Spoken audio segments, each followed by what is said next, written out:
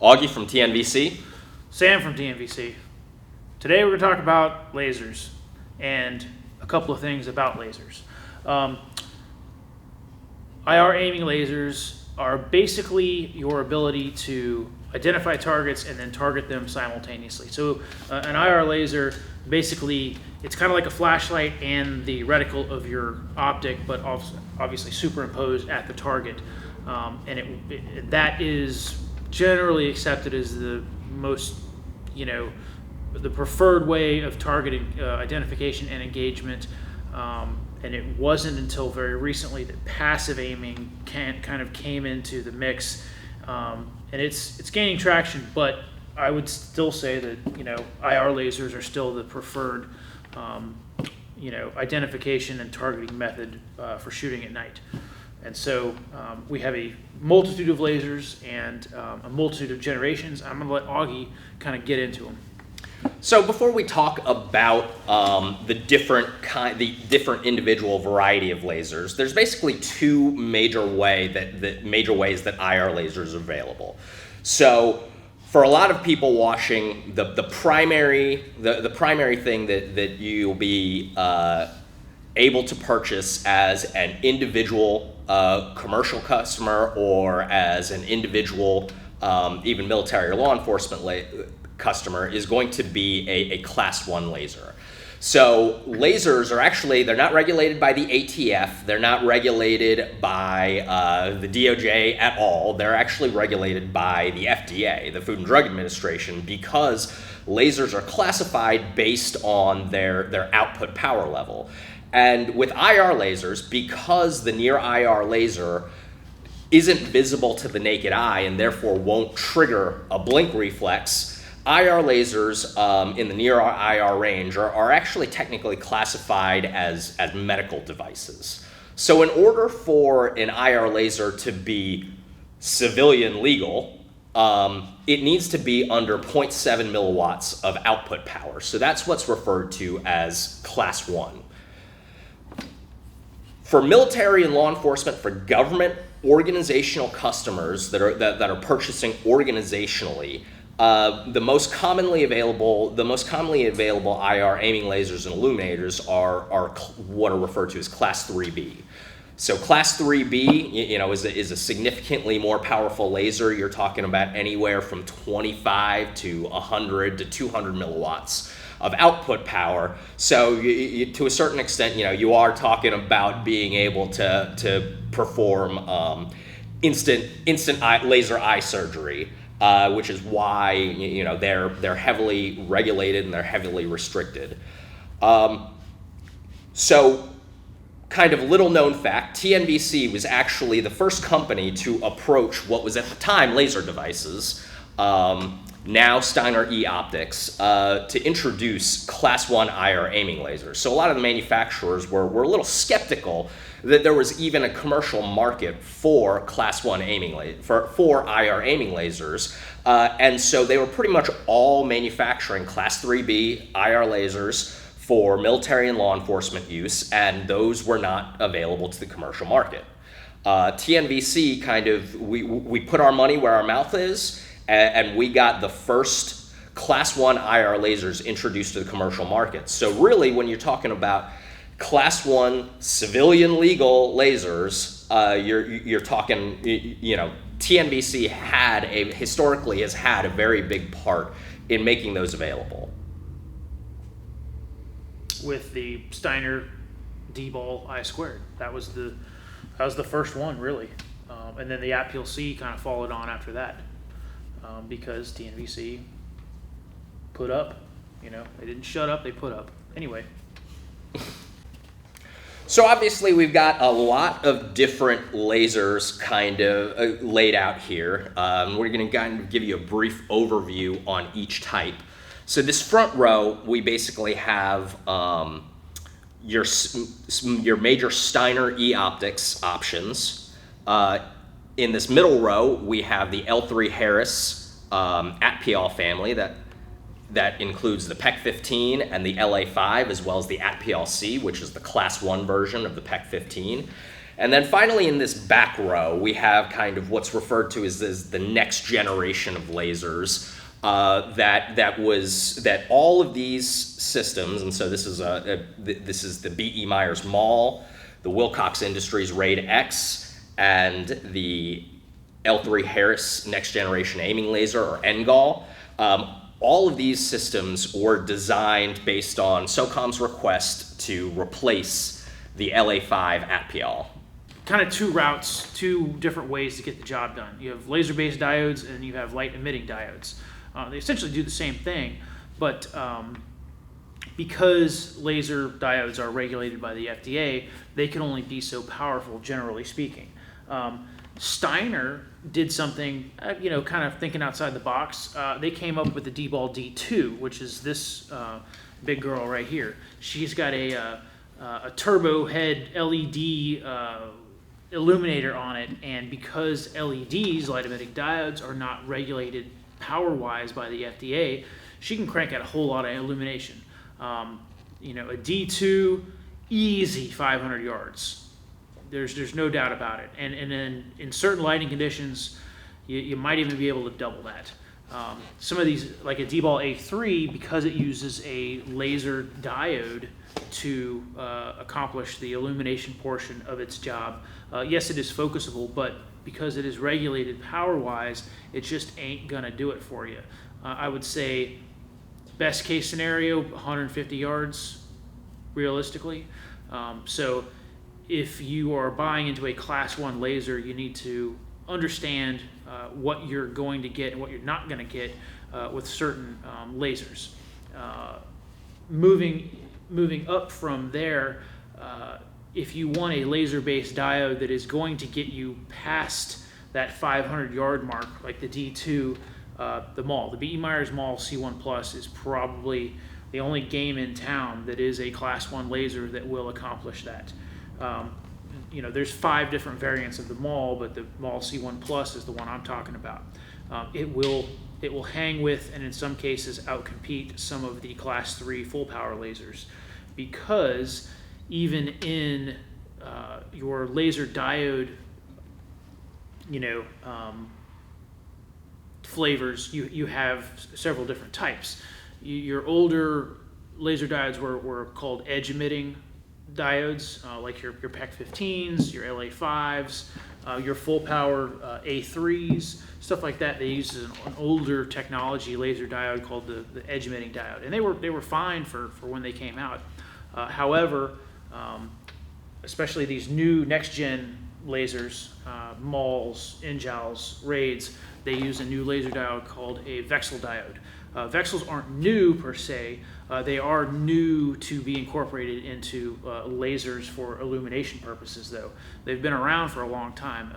Your computer mouse that had the little laser in it, your wireless mouse, that actually most likely had a VCSEL diode.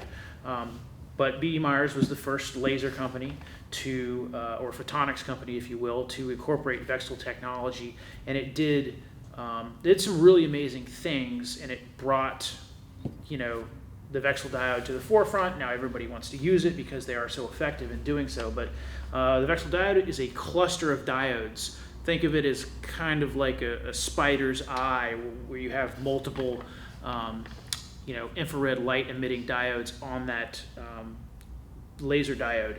That is basically what a VCSEL does. And the illumination, I don't know exactly how they do it because they won't tell me, it's company and proprietary information, but it's kind of cumulative. So you're getting a whole lot of illumination in a very small package, and it's very, very effective. And so, new technology, these next gens use that VCSEL technology, and if you haven't seen VCSEL technology, it's quite impressive. One of the other benefits of the VCSEL technology is that because it uses more than one diode, and you have that kind of combined illumination, it also generally tends to produce a much cleaner beam with far fewer artifacts in it. So you have like less of the little bugs and floaters within the diode. Yeah, absolutely. Which, if you're trying to push light out into certain environments, the further away it gets, you really want that clean illumination cone, if you will, to better PID targets it, both in close but also at distance as well. So kind of just going through some of the different features of the lasers that we have here. This is a product that we actually introduced last year at SHOT Show. This is the Tor Mini IR Variable Power Control version 2. And this is just a really simple, low-cost IR laser system. That's really all it is. It doesn't have a remote switch port. It doesn't have a whole lot of bells and whistles. It doesn't have a whole lot of modes. What it is extremely affordable, and it gives you IR aiming capability. So you can use this not just on a pistol or a rifle, but if you have some sort of thermal scope and you just want to be able to designate using your weapon to folks that have night vision, because obviously thermal can't see IR lasers, the Tor Mini is a fantastic option. It does have variable power control, which means if you hold down these activation levers, you can cycle between 0.2 milliwatts, 0.4 milliwatts, and 0.7 milliwatts. The other cool thing that this also has is it uses an in-style battery, but if you don't have night vision, you can't see it. However, if somehow it gets turned on or whatever, it does have an automatic cutoff feature, so it will kill the laser after 5 minutes, so you don't run your battery down, which is a really nifty feature for a laser like that. The next unit that we have here is a unit that's been around for a pretty long time. This is the Steiner OTAL-C. Again, just like the Tor Mini, it's got a single IR laser. That's all it does. It does use a much more common AA battery, and it also has a remote switch port, as well as a mode selector knob, so it allows you to either activate it using a remote switch or to have it be constant on. And then another feature that it has that the Tor Mini does not have, that most of these other lasers also has, is the ability to add what's referred to as a neutral density filter, which under certain circumstances can help cut down on the bloom of your IR laser. The next one that we have here that Sam talked about a little bit already is the DBAL D2, or D squared, depending on how you want to style that. Again, it is the first that we're going to go over of what we call full service multifunction aiming lasers, or MFALs. And so it has an IR aiming laser, a visible aiming laser, as well as an infrared illuminator. So it's got a lot more features than things like the Tor Mini and the OTAL. As Sam mentioned, the DBAL D2 or the DBAL D squared does have an LED illuminator, which means that it has significantly more power than a class 1 laser-based illuminator. At the same time, because of the way that LEDs generate light, they're a little bit less efficient in terms of if you think about light wavelengths and you talk about you think about the near IR spectrum, and it's really when you want to emit light in the IR spectrum, you can't really pinpoint a single wavelength. If it's going to be 850 nanometers, you can't just pinpoint 850 nanometers, whether it's a laser or an LED. So you're going to have a curve where you have your peak intensity at the 850 or 835 nanometers, but you're also going to have a little bit of energy generated on either side of the curve. With an LED, you have a much rounder curve than with a laser, which means that you have a lot of radiation bleeding out outside of the peak wavelength, which all of that technical babble translates to a little bit more visible signature. So an LED-based illuminator, like on the DBAL D2, is going to be significantly more visible than a laser-based illuminator. Not that I would recommend that you do such a thing, but if you were to stand in front of the illuminators on these two units, while they would have similar downrange performance through your night vision, the visible signature that you're going to get with this one is going to be a lot higher than you're going to get with this one. Next unit that we have is the DBAL A3. The DBAL A3 and its predecessor, the DBAL A2, is actually in military service in the Class 3B version as the PEC-15 Alpha. Again, it is multifunction aiming laser in that it has the IR aiming laser, visible aiming laser, as well as the laser-based IR illuminator. This is available in both Class 3B and Class 1 versions. The Class 1 version doesn't have the adjustable illuminator doesn't actually adjust the intensity. It doesn't focus the illuminator beam in the same way that the Class 3B unit does, but it does allow you to kind of change the size and shape of that cone. So that's the DBAL A3. Yep. Next, you have your PEC-15 family of lasers from L3 Harris. The PEC-15 became the standard military laser. The military then asked for a higher output version, and then you have the LA5B and Charlie that came out. The LA5 Charlie is a 200 milliwatt laser, so it's an ultra high power. You'll find these in soft units, and JTACs use these quite a bit. You can easily tune the windage and elevation on the illuminator and really push light out to 1,000+ meters. And their lasers are have a high enough output to be seen by rotary and fixed wing aircraft at altitude. But outside of certain jobs that show an operational need, this might be a little bit too much. But this was kind of like the second gen, or well, it's second gen, but these are Class 3 lasers, and they have now begun the process of actually replacing them with some of these lasers. The original contract was actually called the MAWL contract. So B.E. Meyers called their laser the MAWL. Stellar marketing, by the way, B.E. Meyers. Anyway, the MAWL has 5 different versions. There's the C1 Plus, which is the Class 1 version. There's the DA, which is the Class 3 version. And then the X1, which this is a DA, this is an X1. The X1 is basically a DA with an NSN number. You'll find it in some line units in the U.S. military. You have the MAWL ER, which is the extended range, which is kind of tailor-made for designated marksmen and snipers who need longer range illumination. It has different divergences, and it's a ultra high power as well. And then you have the MAWL clad, which is if you've got stuff that can utilize the MAWL clad, they're cooler than we'll ever be. But all those different models of MAWLs are very much, they're cutting edge, they're very cool, and they actually have been around for a few years. And then moving on, some of the other companies came out with some other stuff, so I'll let Augie talk about those.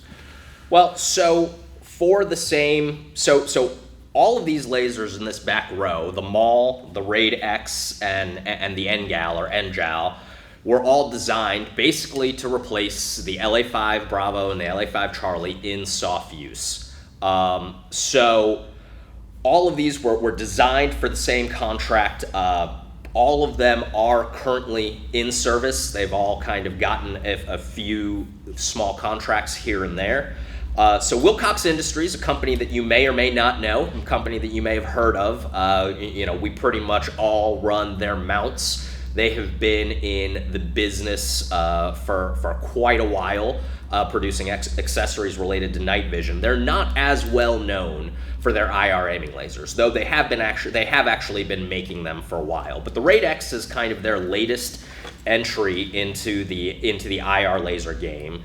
And so among the features, again, it's a multifunction aiming laser. It also uses a VCSEL diode to create the illuminator, but it also has variable beam divergence, which means that this rear knob can be used to adjust and tune the size and the shape of the illuminator's cone, while these buttons can be adjusted to can be used to adjust the output. So you can have higher or lower power settings by using these buttons. Another thing that some people like, some people don't like. all of the emitters on the RAID X are clustered along the center line. So you can see where the rail mount is, and then you can see where the emitters are. It's all clustered along the center of the device, so that you don't have to worry about offsets in the same way that you have to with most of these lasers. Pretty much all of these other lasers, except for the Tor Mini, all have some sort of offset laser. And the reason for that offset laser was to account for the fixed front sight base on the conventional Army, Marine Corps, the standard M4 and M4A1 rifles. And finally, another interesting feature of the RAID X is that it actually has a little indicator screen so that you can see how much battery life you have remaining and what mode that the laser is switched to.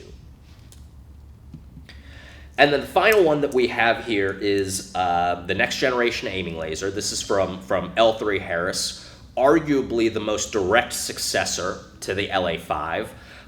It is pretty similar to the LA5, other than the fact that it uses a VCSEL illuminator. It is a good bit smaller, and it does not have these finger-adjustable illuminator turrets. It also has, so unlike the LA5, where you need to reach up to the front to adjust the illuminator bezel, like the RAID X, it has this rear-mounted beam divergence adjuster so that you can change the size of the illuminator cone. Other than that, again, it's relatively similar to the LA5. In terms of commercially available versions, the ATPIAL, the PEC-15 family, does come in a Class 1 version as well. That's the ATPIAL-C from L3 Harris. As far as these next generation aiming laser systems, pretty much all of them are Class 3B only at this time. There's not Class 1 versions available for them, except for the MAWL C1 Plus. And really, the MAWL C1 Plus, in terms of the performance that it offers, having used IR lasers for quite a while now and used, just about every variation at all of the different output levels, the MAWL C1 Plus is probably the closest Class 1 available version to a Class 3B laser because of that VCSEL illuminator system. Ultimately what I will tell people is that, on the one hand, the PEC-15 does have a more powerful aiming laser, but really that 1 milliwatt, that 0.7 milliwatt Class 1 aiming laser for most applications is going to be more than sufficient. It's really the illuminator power that separates, or it's the illuminator performance that separates Class 1 and Class 3B lasers. To me, the MAWL C1 Plus will pretty much stack up against the Class 3B IR laser performance. Yep, absolutely. On paper is one thing, but where the rubber meets the road is another thing. So anyways, that's IR aiming lasers in a nutshell. Thanks for tuning in.